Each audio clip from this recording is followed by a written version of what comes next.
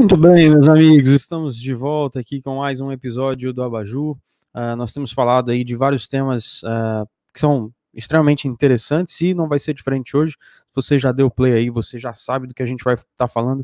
A gente está em todos os agregadores de podcast, estamos também com imagens no YouTube, então faça a sua parte, nos ajude, já curta aí esse vídeo, compartilhe o conteúdo com as pessoas que você acredita que possam gostar aqui do nosso material. A gente faz com extremo carinho, com muita dedicação, e a gente faz para que vocês possam, além de se entreter, né, ter muita informação também aí de nível técnico-jurídico. Não vai ser diferente hoje. Hoje a gente vai estar falando aí sobre o Setembro Verde, Setembro Azul, né, Setembro Verde-Azul, né?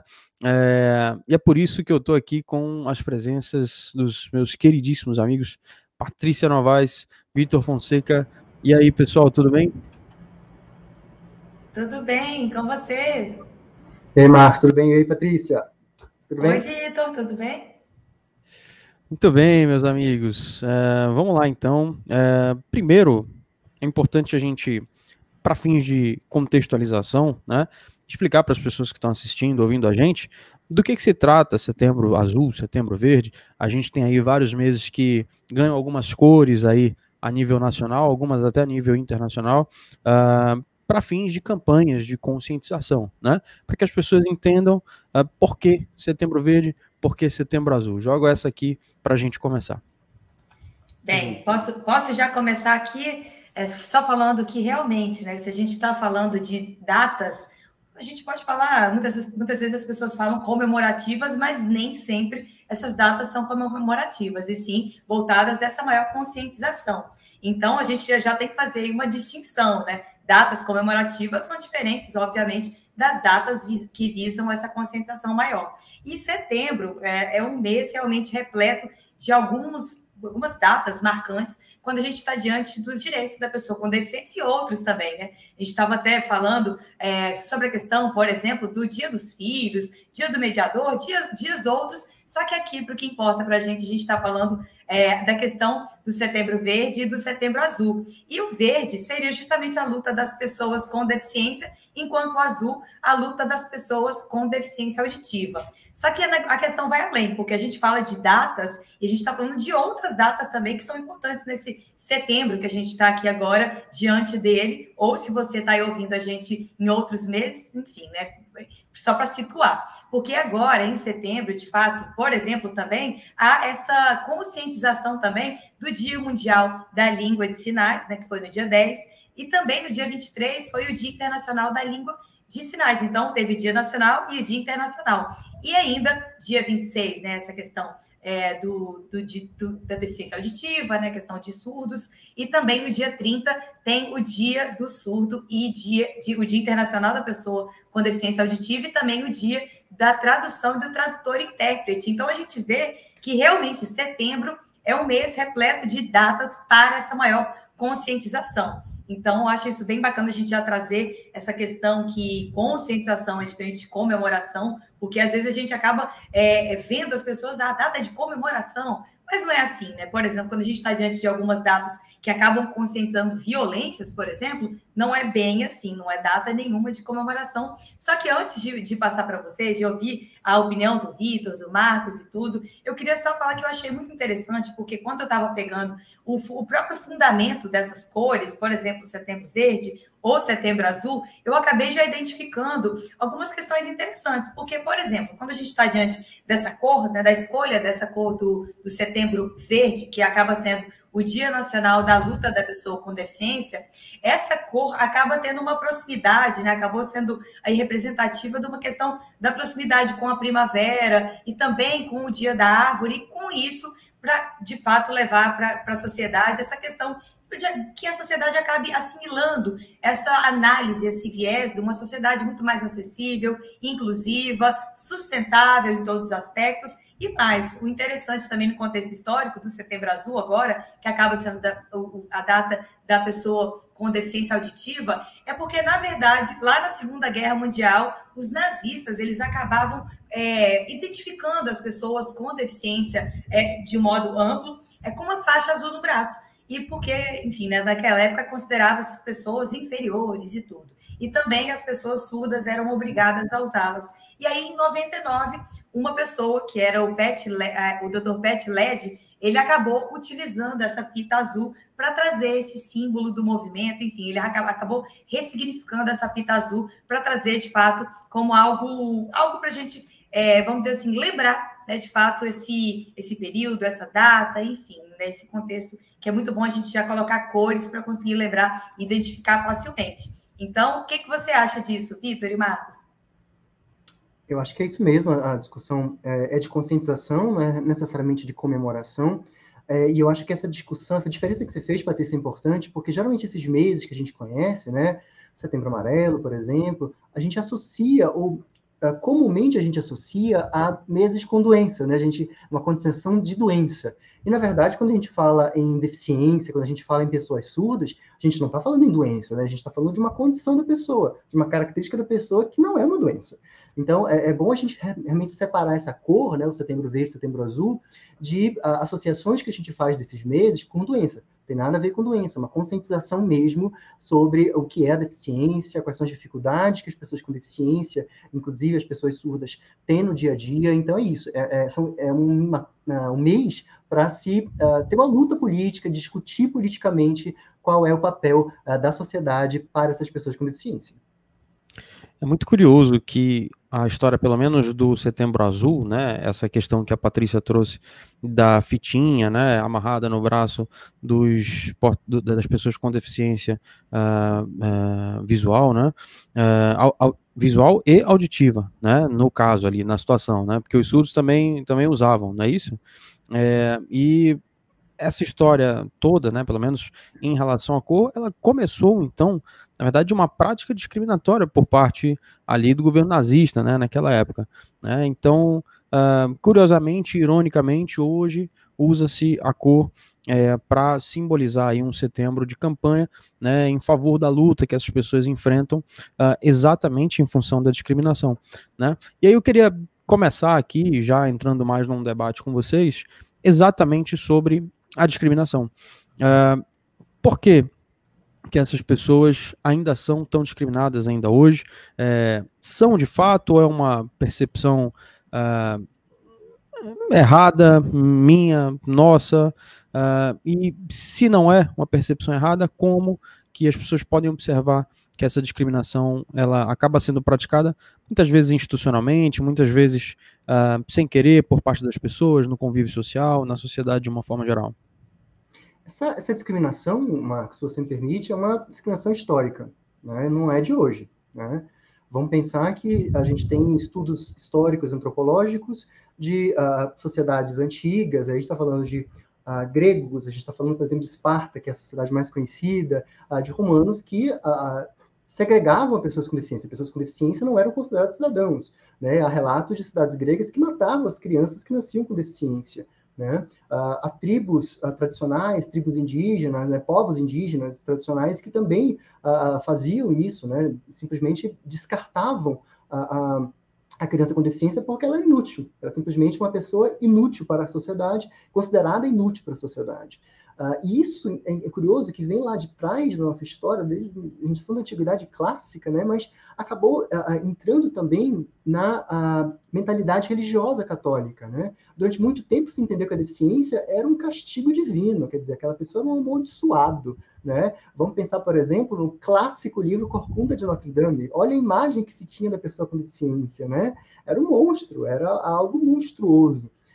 E aí, com o tempo, a gente foi traçando essa imagem de monstruosa, né, da deficiência, para entender que ela tinha que ser segregada, que ela tinha que estar na sociedade, mas separada, né? Que eram os hospícios, as instituições, né? O louco, a pessoa com deficiência, que não se ajustava à sociedade, tinha que estar segregado, separado, preso, longe, né? Porque ele era o indesejável. A pessoa com deficiência era o indesejável da sociedade. Depois a gente passa para um modelo médico, entendendo que a deficiência, na verdade, era uma doença, né, que precisava, ou era incurável, ou precisava de cura. Então, a gente trata a pessoa com deficiência nesse modelo médico histórico como uma CID, como uma doença. E, obviamente, se a gente pensar muito bem, até hoje a gente tem um pouquinho disso. A gente achar que prova sua deficiência pelo laudo. Olha aí, o modelo médico, achar que realmente a deficiência se confunde com uma doença, que não é. Hoje, essa discriminação que a gente tinha, né, desse modelo segregacionista, desse modelo religioso, desse modelo médico, ele está mais atenuado porque a gente entende hoje que a deficiência é, na verdade, uma barreira biopsicossocial. A gente segue um modelo biopsicossocial. Então, a gente entende que a deficiência não está na pessoa, que a deficiência está na sociedade, né? A sociedade que levanta barreiras contra essa pessoa, e essa pessoa não consegue se adaptar, a pessoa não consegue se ajustar à sociedade, porque a sociedade levantou esses muros, levantou essas barreiras.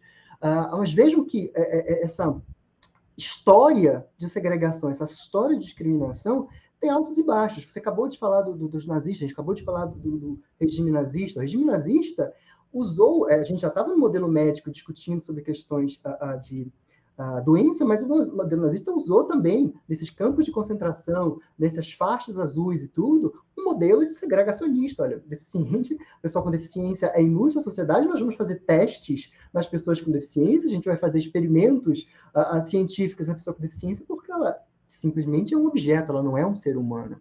Então, essa discriminação não é de hoje, essa discriminação é histórica. O que a gente está tentando fazer hoje, discutindo esse preconceito, essa discriminação, é uma reparação histórica de séculos. É uma reparação histórica contra essas pessoas com deficiência. Então, não é de hoje. Então, as barreiras, a gente discute, por exemplo, a questão do racismo, né?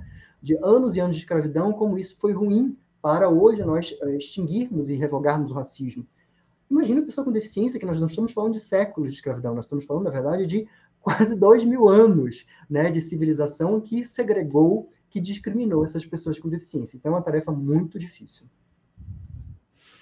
E também temos que acabar lembrando, né, que hoje esse caráter biopsicossocial que o Vitor acabou apontando para a gente, isso já está no próprio conceito da pessoa com deficiência que a gente tem atualmente no nosso sistema jurídico, né? Porque, de fato, dentro do próprio conceito legal, já tem essa análise de um impedimento de longo prazo, que pode ter natureza física, mental, intelectual, sensorial, etc. E com isso, né, esse impedimento em si, com uma interação com outra, né, ou mais barreiras, pode acabar obstruindo essa participação plena na sociedade. Só que a gente acaba analisando que nesse conceito de pessoa com deficiência entra também o que o Vitor já falou, que as pessoas, eu acredito que elas têm muita dificuldade em conseguir dissociar o que é doença, o que é deficiência, o que é doença crônica. E assim, na verdade, quando a gente acaba analisando de perto, a gente vê que de fato existe uma linha tênue entre esses conceitos, vamos dizer assim, nós, né? Porque não somos da área médica. Então, quando a gente acaba pegando, por exemplo, doença e deficiência, por exemplo, existem doenças, vamos citar aqui, por exemplo, uma esclerose múltipla. A esclerose múltipla em si, ela é uma doença, só que pode ser que ela acabe acarretando, viabilizando, enfim, também outras deficiências. Então, por conta dessa mescla que a gente acaba verificando em alguns cenários, dessa confusão, muitas vezes, de não saber muito bem qual que é o limite, né, entre uma coisa e outra, a gente acaba muitas vezes confundindo essa questão da deficiência com doença. E mais, assim, quando a gente está falando desse ponto de discriminação, uma dessas barreiras que a gente acaba falando, existem várias barreiras, né? Mas uma das barreiras, que até a própria lei acaba nos dando um conceito, acaba sendo uma barreira atitudinal. Ou seja, de fato, nas atitudes e comportamentos que acabam impedindo essa participação social plena das pessoas com deficiência, em igualdade de condições. E é bom a gente falar em igualdade de condições, porque hoje o que se prega, assim, em maior grau, né, no contexto da pessoa com deficiência, é que, de fato, ela exerça os seus direitos com igualdade de oportunidades e que, com isso, ela não sofra também uma série de outras discriminações. E lembrando, né, que se a gente está falando até mesmo de conceitos legais, coisas assim, a gente tem que falar também que, por exemplo, qualquer forma, por exemplo, de distinção, restrição, exclusão, seja por ação ou omissão, isso pode vir a acarretar uma discriminação. Só que mesmo assim, a gente fala de barreiras e o ponto todo é o seguinte, que até a literatura acaba apontando para a gente. Mesmo se você acabar facilitando, né, muitas vezes retirando essas barreiras, a deficiência vai continuar lá. Então, muitas vezes, essa própria igualdade que a gente tem que acabar analisando a pessoa com deficiência, ela vem numa igualdade também de aceitação das diferenças. Isso que é, assim, bacana da gente pensar também, porque nem todos são iguais, efetivamente. né? A sociedade está cheia de pessoas diferentes, enfim, de segmentos sociais diferentes, de minorias sociais ou não, enfim. Só que a questão toda é essa. A gente tem que analisar essa discriminação, etc., mas também entender que a gente está diante, e de fato diante cada vez mais, né? Para potencializar de fato, o aceite às diferenças. De fato, perceber que aquela pessoa ela é diferente e não tem problema nenhum com isso. Não é porque ela é diferente que ela vai ter algum problema adicional por conta só disso, só pelo fato dela ser diferente, vai ter que ter problema em questão de acesso ao mercado de trabalho, acesso à questão educacional, acesso a outras questões, outros direitos fundamentais que, de fato, são de todos, né? Acho que esse também é um ponto primordial para a gente ter na nossa mente. Sobre essa questão das barreiras atitudinais, Patrícia, a gente podia falar um pouquinho sobre os problemas que a gente coloca para as pessoas com deficiência no nosso dia a dia. Eu estou falando assim, quando a gente fala em barreiras atitudinais, a gente está falando de comportamentos, atitudes, pensamentos, que acabam dificultando a participação dessa pessoa com deficiência na nossa sociedade. E o nosso palavreado, né, o que a gente fala, as expressões que a gente usa, também são preconceituosos, mesmo que seja uma discriminação implícita, mas também é preconceituoso.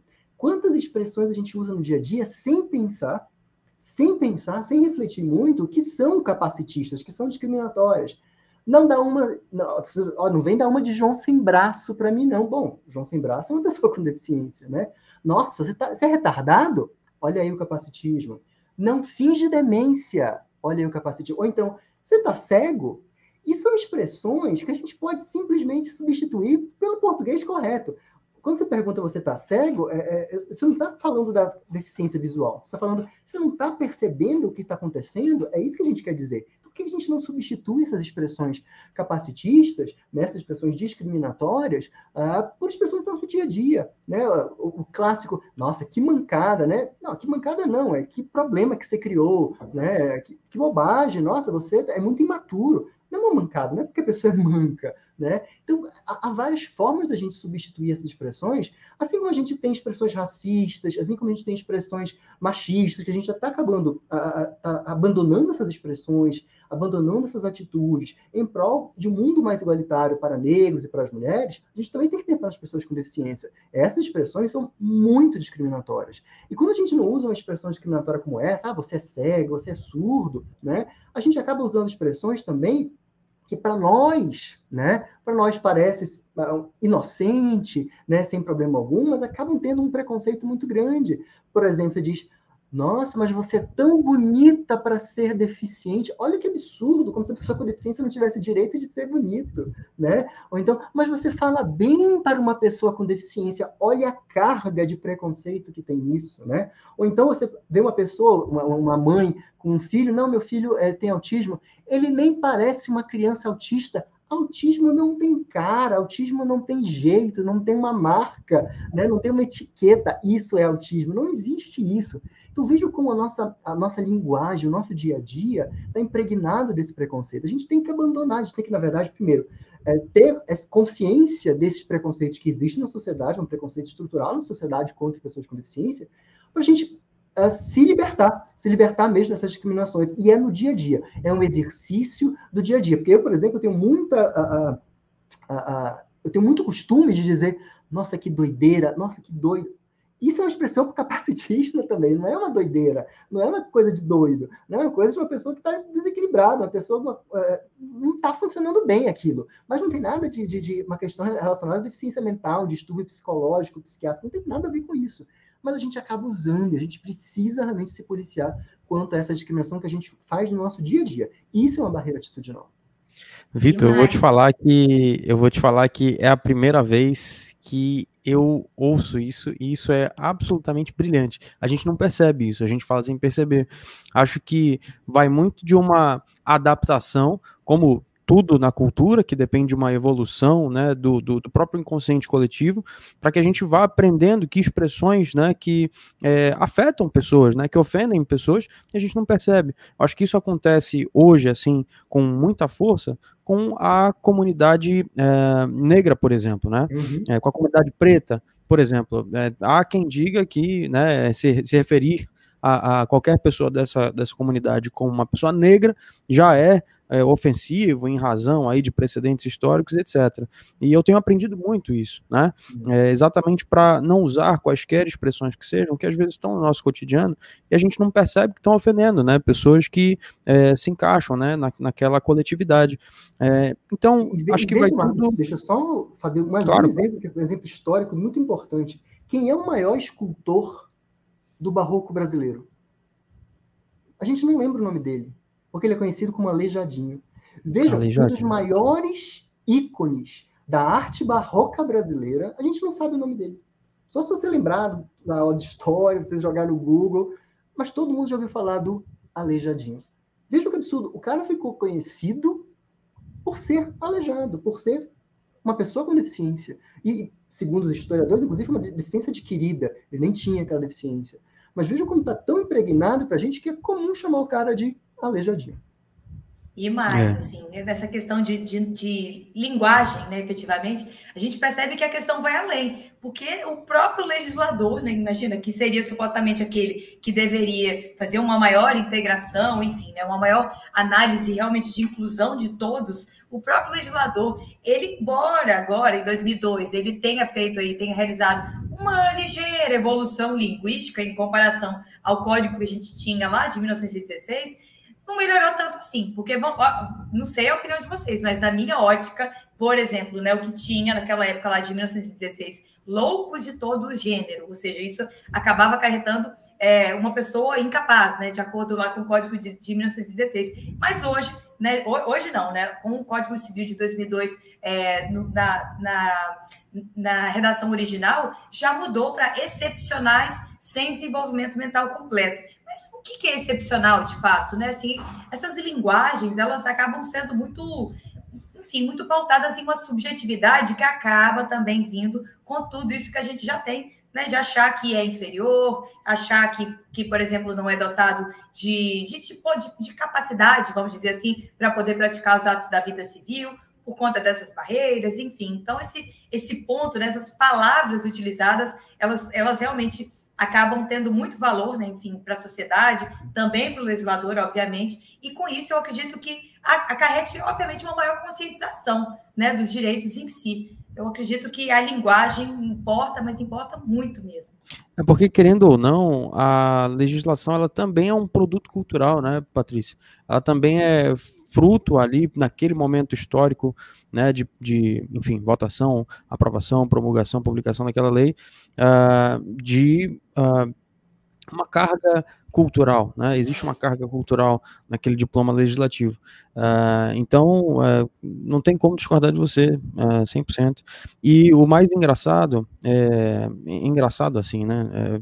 Forma de falar, né? Estamos falando de formas de falar, na verdade não é engraçado, né? Na verdade é curioso. O mais curioso é que você percebe que, como o Vitor falou, civilizações antigas chegavam até a matar pessoas, né, com deficiência, né? Matavam pessoas com deficiência por serem portadores de determinada, enfim, de determinada situação.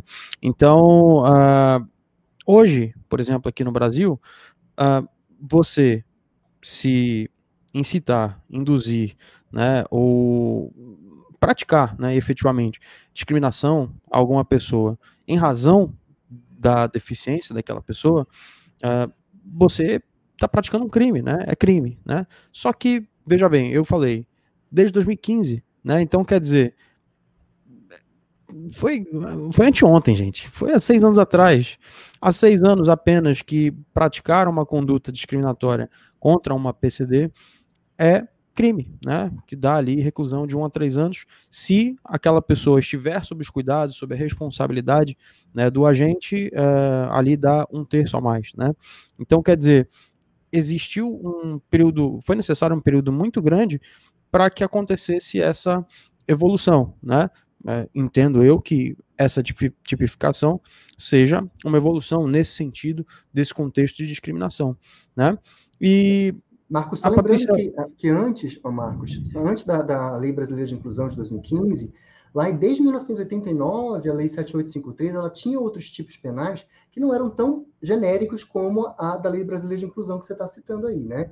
Tinha, por exemplo, crime, o fato de você discriminar a questão recusar matrícula da criança com deficiência, por exemplo, eram crimes um pouco mais específicos, né? E aí realmente houve essa mudança. Mas a Lei Brasileira de Inclusão realmente colocou o dedo na ferida, né? Vamos lembrar que essa Lei Brasileira de Inclusão é decorrência da Convenção de Nova York, que é a Convenção Internacional de Direitos da Pessoa com Deficiência, que entrou no Brasil com status de emenda constitucional, então a gente tem um tratado internacional com força de emenda constitucional, tamanha a importância dele, e foi essa a origem realmente da nossa Lei Brasileira de Inclusão. A gente tinha que mudar a nossa legislação, né, para, obviamente, vedar, para proibir esse tipo de discriminação. Agora, Vitor, você concorda que esse tipo penal do 88 da Lei 13.146, né, que é o Estatuto, ou a Lei de Inclusão da Pessoa com Deficiência, ele exatamente por trazer um tipo penal mais aberto, mais abrangente, ele conseguiu ali lidar com várias outras situações que se perpetravam diariamente na vida dessas pessoas, né? Com certeza, né? É um tipo penal muito mais amplo. A gente não tem como, o legislador não tem, né, o condão de prever todas as possibilidades possíveis de discriminação, né? Claro. Seja discriminação em razão do gênero, em relação à questão de pessoas pretas e também pessoa com deficiência.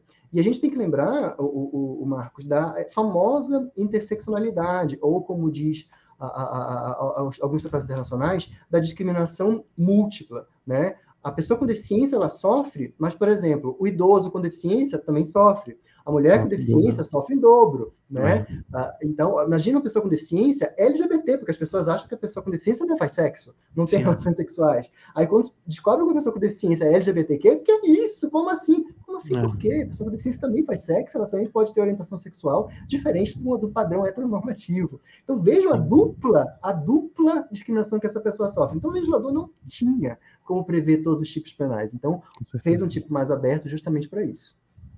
E para além dessa questão do próprio legislador ele acabar prevendo algumas medidas, né, para tentar evitar essa discriminação, alguns casos assim que acaba sendo algo que me chama muita atenção é justamente o que lá na doutrina americana, né, enfim, na jurisprudência americana e tudo, acabou cunhando um termo de uma teoria, que é a teoria do impacto desproporcional, que acabou já chegando aqui no Brasil, enfim, até o STF já acabou adotando essa teoria, que acaba sendo assim, ela acaba abordando a questão da discriminação indireta, muitas vezes, porque, vamos combinar, pode ser que alguma medida, inicialmente, seja neutra, enfim, até mesmo seja, na verdade, ela tem a finalidade de afastar essa discriminação. Só que quando a gente acaba analisando de uma forma mais detalhada, a gente acaba analisando que, de fato, aquela medida supostamente neutra, ela, na verdade, ela propiciou uma maior desigualdade.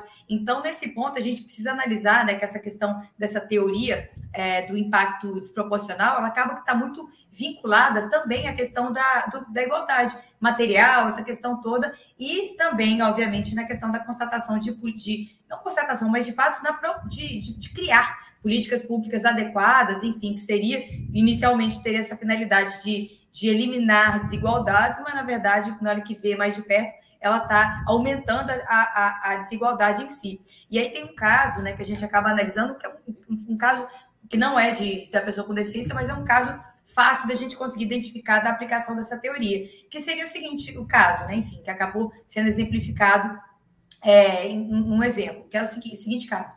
Uma pessoa, imagina, uma empresa, na verdade, ela acaba aplicando testes de conhecimentos gerais para os funcionários, para que, com isso, ele possa promover esses funcionários de acordo ali com a nota que cada um acabar obtendo, né? Só que a questão toda é o seguinte, via de regra, né, nesse exemplo aqui, via de regra, quem acabava estudando em escolas melhores, etc., acabavam sendo pessoas brancas, né? Que, embora esse teste ele tivesse uma aparência neutra, meritocrática, etc., ele, na verdade, ele estava beneficiando quem? teria condições de estudar em escolas melhores, que naquele caso específico, né, desse exemplo, acabava sendo pessoas brancas.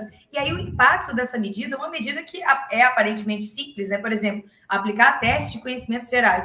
Isso acabava provocando um impacto negativo, porque acabava promovendo apenas os brancos em detrimento de pessoas pretas ou negras, enfim, que acabavam, naquele exemplo lá, estudando em escolas piores, etc. Isso a gente pode até analisar também aqui, já até puxando aqui um outro gancho, no contexto relacionado à pessoa com deficiência, também a questão da educação. Porque se a gente tem até mesmo o ministro da educação, né, vamos dizer assim, né, aqui no caso do Brasil atual, o ministro falando que pessoas com deficiência acabam atrapalhando, nessa expressão terrível que ele acabou utilizando, que crianças com deficiência acabam atrapalhando as outras crianças, a gente já percebe que aí a gente tem um problema estrutural gigantesco, um problema que acaba vindo aí de questões políticas, enfim, que acaba vindo desse contexto de que muitas vezes as crianças com deficiência, elas não podem estudar, né, vamos dizer assim, na mesma escola de uma outra criança que não tem deficiência, o que realmente,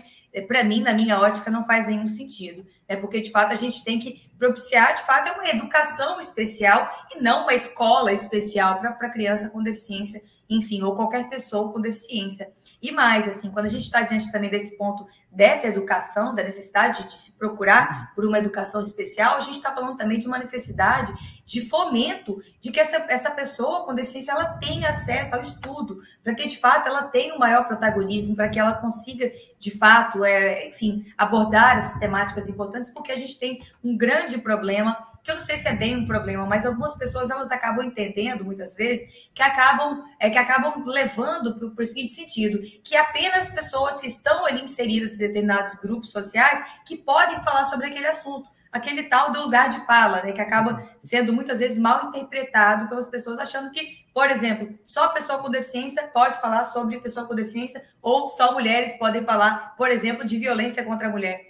Na minha ótica, eu acho que todos devem falar sobre isso. É justamente aí que está a questão até mesmo da conscientização.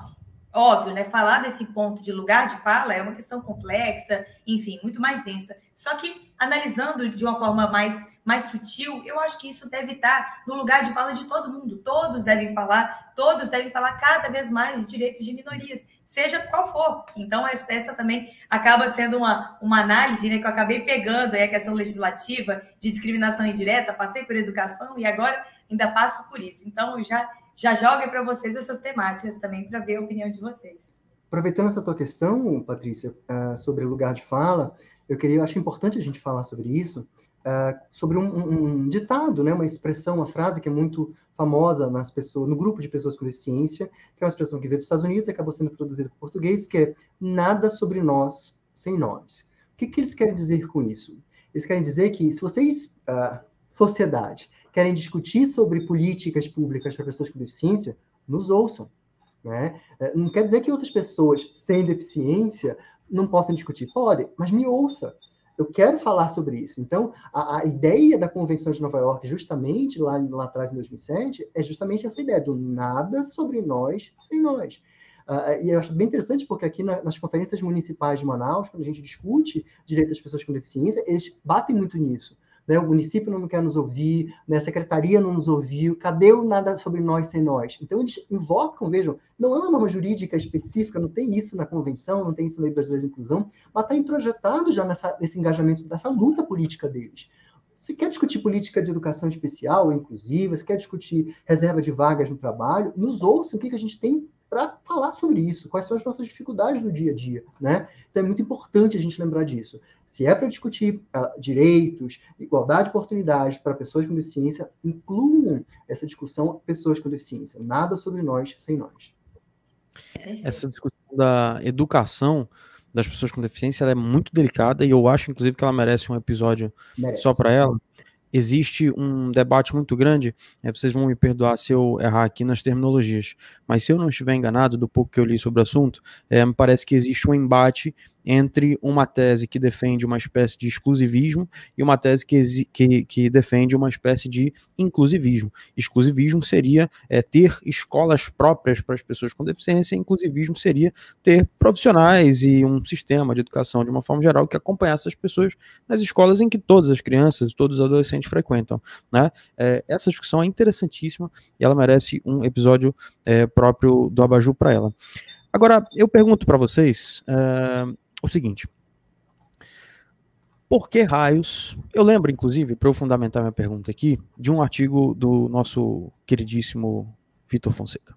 Uma vez eu li um artigo dele que era sobre as pessoas idosas, né? As pessoas idosas. Se eu não me engano, era em alguma data específica, né? A gente está falando de datas aqui, que tinha relação com a violência contra as pessoas idosas. Você fez um artigo naquela data, né, Vitor? Lá no Portal Amazônia, se eu não estou enganado, e lá você trouxe uma reflexão muito interessante, que foi a seguinte: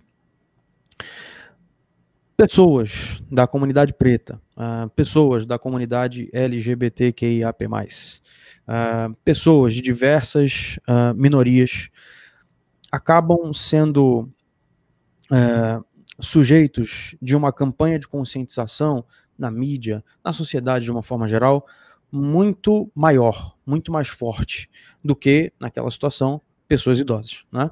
E eu estendo aqui essa reflexão para PCD, para as pessoas com deficiência, né?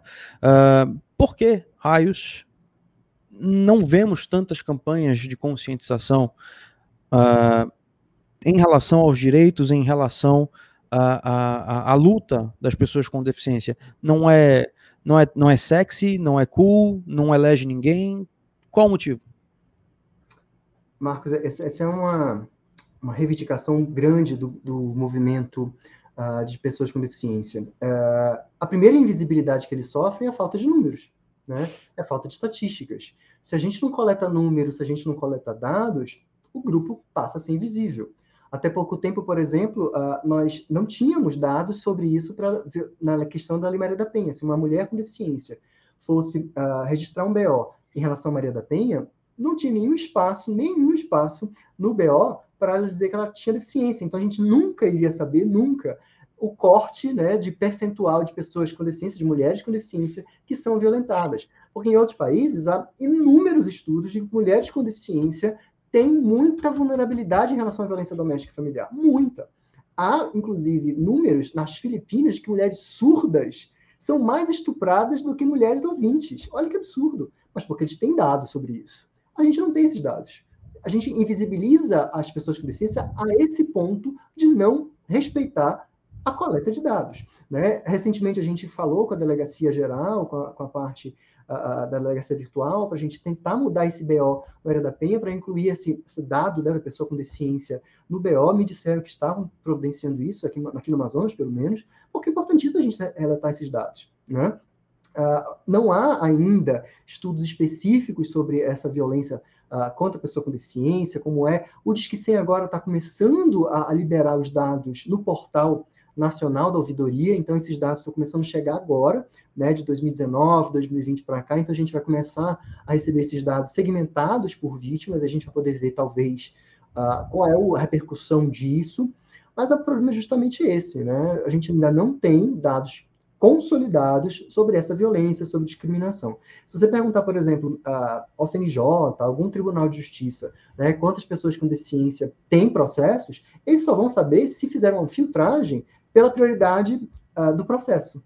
Se eles não tiverem dado prioridade do processo, por esse filtro, eles não vão conseguir esses dados. Não tem esses dados no processo judicial. Veja, a gente não tem como saber, não tem como rastrear no Poder Judiciário quantos processos tem de pessoas com deficiência. É absurdo. É absurdo. Então, o primeiro preconceito é esse, né? A gente não consegue entender a importância que é estudar, pesquisar esse segmento, então a gente não coleta dados, a gente não tem números, e sem números, sem estatísticas, a gente não consegue prever políticas públicas. Todo mundo sabe disso. Quem está fazendo gestão pública, a gente só trabalha com números. Não, olha, se eu tenho tantas crianças na zona tal, eu tenho que fazer um sistema educacional que comporte tais crianças. Se eu tenho tantas pessoas presas, eu tenho que ter tantos presídios para comportar essas pessoas presas. A gente trabalha com números. Se não houver esses dados de pessoas com deficiência, que políticas públicas a gente vai ter? E vejam, a gente está falando que uma estatística do IBGE que projeta que o Brasil tem de 15% a 20% de pessoas com deficiência. 15% a 20% da nossa população tem deficiência. Então, não é pequena essa parcela da população. Por que tanta discriminação? Por que tanta indiferença? Eu não sei. Ainda não sei. Os dados que eu acabei vendo, Vitor, eram um pouquinho mais graves, né? Porque acabava apontando, grave assim, né? Mas mais robustos, vamos dizer. Que acabava apontando que 24% a 25% da população, de acordo com o último IBGE, tinham algum tipo de deficiência. Então, assim, a gente percebe que realmente a questão é grave, porque seja 15 ou seja 25, o número é bem grande e mais, assim, acaba tendo um certo ponto, assim, nessa questão também de dados, por exemplo. Porque algumas pessoas, elas podem ter alguma deficiência, como, por exemplo, né, a gente pega aqui o nosso óculos, a gente tem um certo grau, muito baixo, obviamente, né, imagina, de deficiência, mas a pessoa fala assim, não tem. Então, assim, a questão toda também é saber a questão dos graus, né? Porque tem pessoas que têm barreiras muito graves, né? No tocante, por exemplo, uma pessoa pode ter alguma deficiência física, por exemplo. É óbvio que ela vai ter uma deficiência muito mais grave, inclusive nessa questão de acesso de forma igualitária aos direitos, enfim, do que uma outra que tem, por exemplo, escuta um pouquinho menos de um ouvido, por exemplo, mas que consegue, de fato, exercer muitos direitos, enfim, sem que haja barreiras tão profundas, né, para ela poder aí, enfim, acabar, de fato, exercendo seus direitos.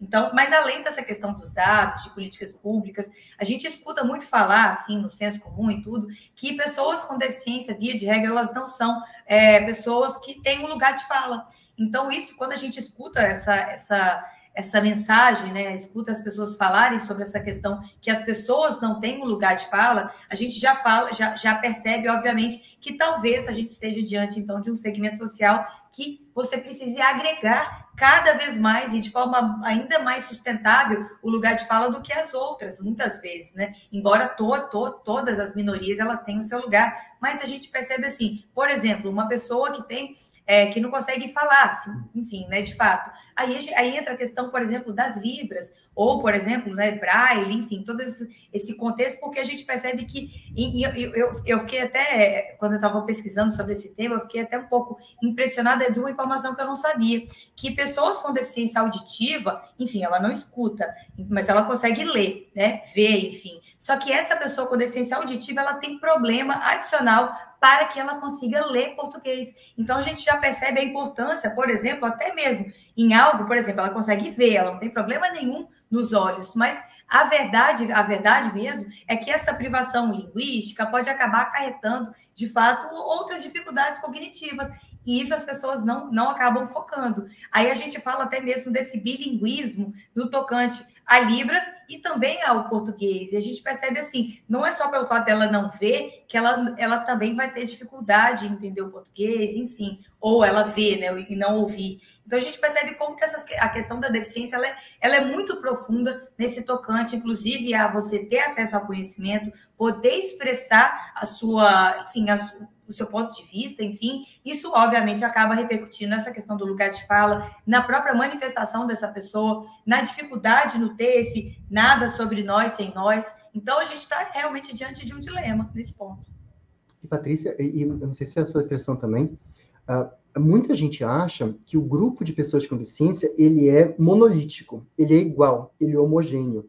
Olha tantos exemplos que você deu aí, que são necessidades absolutamente díspares e diferentes entre si, né? Uma pessoa surda tem outras necessidades que uma pessoa cadeirante vai ter, que uma pessoa com autismo vai ter, ou que uma pessoa com deficiência intelectual vai ter, né? Com síndrome de Alzheimer vai ter, enfim, são outras necessidades. A gente trata pessoas com deficiência como se fosse tudo igual, não é, né? Vamos pensar, por exemplo, discriminação em relação ao trabalho. Né? O que hoje nossa lei exige, né, um percentual de reserva de vagas para pessoas com deficiência em empresas que têm mais empregados do que... Porque empregado não precisa, mas quando tem muito empregado, você precisa ter uma reserva de vagas para pessoas com deficiência. O que os empresários têm feito hoje? Contratado pessoas com deficiência que dão menos trabalho, né? Então, aquela pessoa que dá menos trabalho para o empresário não precisa criar rampa, para o empresário não ter um intérprete de Libras, né? Para ele não ter um mediador, não precisa, né, gastar com isso. Então, a gente contrata pessoas com deficiência que dão menos trabalho. Então, veja a discriminação. Né? Já começa por aí, né? Discriminação em relação à escola também, né? As escolas, não, a gente recebe todo mundo. Realmente, escolas não tem nenhum problema de receber pessoas cadeirantes, porque a maioria é acessível, tem as escolas privadas, especialmente, tem elevador, não tem nenhum problema. Mas quando a gente já começa a falar em deficiência intelectual, de uma deficiência mental, aí já começa a dificultar. Não, a gente talvez não esteja preparado, a gente não tem sala de multimeios. Então, as necessidades são diferentes. A própria comunidade surda, há surdos que são oralizados, que não ouvem, mas conseguem emitir sons e conseguem falar, né, inclusive português. Há surdos que não são oralizados e que falam Libras, mas há surdos que não são alfabetizados nem Libras em português. E há surdos que usam implante coclear, que ouvem tudo, que ouvem, né, do jeito deles, obviamente, mas que ouvem. Então, nem a comunidade surda é homogênea. Né? Então, a gente não pode tratar também as pessoas com deficiência como se fossem um grupo igual, homogêneo, com as mesmas necessidades. Não são. E isso também é discriminação. Só dos exemplos que você deu, né? Vários exemplos, a gente mostra realmente que a nossa atenção para esse preconceito, contra esse preconceito, essa discriminação, precisa ser mais individualizada possível. Meus queridos, nós infelizmente estamos com o tempo esgotando aqui. É incrível como quando o papo é bom, ele corre absurdamente rápido. Então eu quero pedir de vocês aí um tweetzinho final, uma mensagem para vocês deixarem para esse mês verde e azul, né, e o que ele significa, qual a importância dele. Deixem aí um tweetzinho final. Eu começo contigo, Patrícia.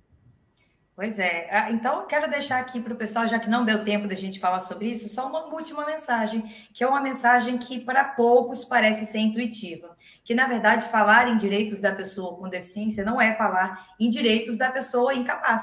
A gente precisa dissociar essa ótica que a gente tem, né, enfim, nesse inconsciente coletivo, muitas vezes, né, como usando a expressão que o Marcos usou, de que achar que falar, por exemplo, do Estatuto da Pessoa com Deficiência significa falar do Estatuto da Pessoa Incapaz, sendo que, na verdade, não tem nada a ver. E mais, assim, né, perceber sempre que a gente precisa, a todo momento, deferir cada vez mais essa igualdade para exercício dos mais variados direitos a todos, inclusive as pessoas com deficiência, e aí que está a grande importância desse mês, o Setembro Verde ou Azul, né, desse mês, para a gente poder falar sobre isso e sem tantos tabus, porque a questão toda desses meses, enfim, dessas datas, para a gente ter maior conscientização, e que de fato é que isso acaba retirando temas que antes estavam invisibilizados dessa invisibilidade, tirando esse tema do fato de ser um tabu, enfim, você fala com mais naturalidade e com isso, de fato, você propicia um debate público, a tomada de políticas públicas adequadas, etc. Maior acessibilidade, maior inclusão, enfim. Eu acho que é por aí que a gente tem que andar. Beleza. Na verdade, a minha dica é conheça mais sobre o mundo das pessoas com deficiência. Se você tem redes sociais, segue pessoas com deficiência, as mais variadas possíveis deficiências, deficiência física, sensorial, deficiência intelectual. Segue pessoas, conheça a realidade dessas pessoas. Eu vou dar 2 dicas ainda, rapidinho, Marcos. Uma é, no YouTube tem um TED Talks da Stella Young, o nome do TED Talk em inglês, I'm Not Your Inspiration, Thank You Very Much, em que ela fala do pornô de inspiração para pessoas com deficiência, em que ela critica a ideia de que pessoas com deficiência são inspiradoras, são anjos na Terra, são especiais. Ela falou, eu não tenho nada de especial. Isso também é preconceito, muito interessante. E a segunda dica é um documentário da Netflix, Crip Camp, documentário premiadíssimo, que conta a história de um acampamento para jovens com deficiência, pessoas com deficiência, que acabou gerando um movimento político que foi super importante para a aprovação de uma lei lá nos Estados Unidos. Então, Crip Camp na Netflix, TED Talks da Stella Young, I'm Not Your Inspiration, thank you very much. Maravilha, dicas aí para o pessoal já aproveitar aí durante essa semana, que já vai começar outubro, o pessoal já começa aí o mês de outubro se inteirando dessas dicas aí do Vitor. Eu vou falar para vocês, isso sempre me incomodou muito. De vez em quando eu vejo alguém lidando com uma PCD, um cadeirante, e sempre existe um tratamento ali como se o cadeirante fosse uma criança praticamente. Isso me incomoda profundamente. Eu chego, o cara fala, e aí, meu irmão, tudo bem?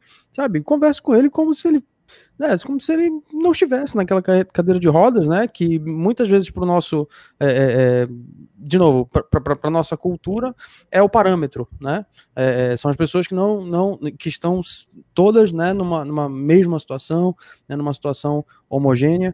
Se isso é parâmetro, então ok, mas vou falar com ele de igual para igual e tá tudo certo. Eu quero agradecer a todos vocês que nos acompanharam aqui nesse episódio de hoje.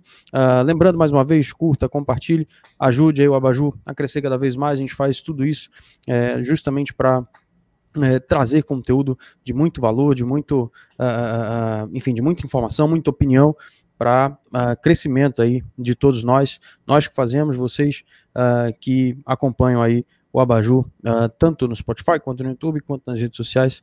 Então, obrigado, Patrícia, obrigado, Vitor, e um grande abraço. Até mais. Um abraço. Tchau, tchau. Um abraço, até mais.